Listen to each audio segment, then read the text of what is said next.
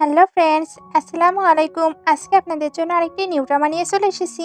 এই স্টোরির হিরো হিরোইনকে আপনারা অনেক বেশি লাইক করেন আর স্টোরিটিও বেশ ভালো, তাই আশা করছি আপনাদের অনেক ভালো লাগবে। তাহলে চলুন শুরু করা যাক। স্টোরির শুরুতে আমাদের ফিমেল লিড মিংকে দেখানো হয়। সে এয়ারপোর্টের কন্ট্রোল রুমে জব করতো। কাজ শেষে সে যখন বের হয় তখন মম কল দেয়, উনি তাকে ব্লাইন্ড ডেটে পাঠাতে চাচ্ছিল। মিং তখন বলে, মম আমি তো আগেই বলেছি আমি কাউকে লাইক করি।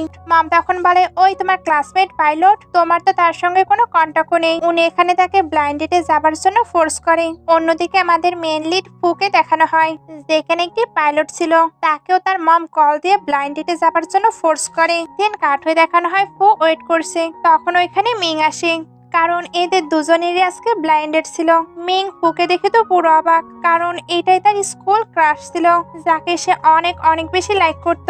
সে এক্সপেক্ট করেনি এইভাবে তার ফুয়ের সঙ্গে দেখা হবে। সে তো আজকে ভালো ড্রেস আপও করে আসেনি। যদি জানতো এটা ফু, তাহলে সে অবশ্যই ভালোভাবে রেডি হয়ে আসতো।